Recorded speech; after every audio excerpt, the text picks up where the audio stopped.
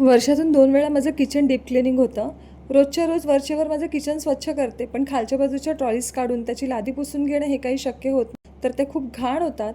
तर त्यासाठी वर्षातून 2 वेळा म्हणजेच एक दिवाळीच्या आधी आणि मे महिन्याच्या सुट्ट्या संपायच्या आधी डीप क्लिनिंग करून घेते. तर अर्णव इथे मला ट्रॉलीज पुसायला मदत करतोय.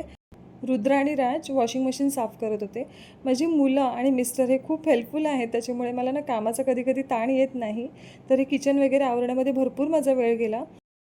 त्यानंतर अंघोळ करून फ्रेश झाले आणि सिम्पलच असा ब्रेकफास्ट केला, ब्रेड आणि ऑमलेट. आणि आज मला कोल्ड कॉफी पिण्याची खूप इच्छा होत होती, म्हणून मी कोल्ड कॉफी बनवली स्वतःसाठी.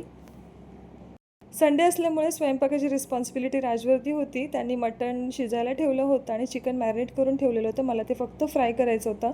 आणि ज्या माझ्या मैत्रिणी जुन्या आहेत त्यांना माहिती आहे की राज स्वयंपाक किती छान करतात. स्पेशली त्यांच्या नॉनव्हेज रेसिपीज खूप छान असतात. किचनमध्ये स्वयंपाक करण्याचं काम जरी नसलं तरी इतर भरपूर अशी कामं असतात. तर त्यांनी काही भाज्या आणल्या होत्या, त्या मी निवडून ठेवते.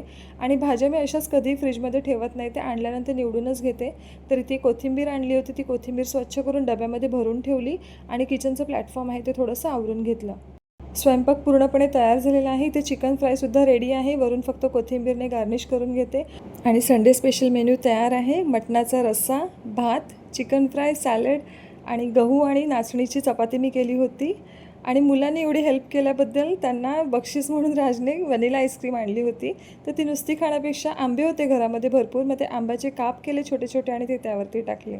तर अशा प्रकारे आमचा मस्त असा संडे आम्ही एन्जॉय केला. चला तर मग लवकरच भेटू एका छोट्याशा मिनी ब्लॉगमध्ये. बाय.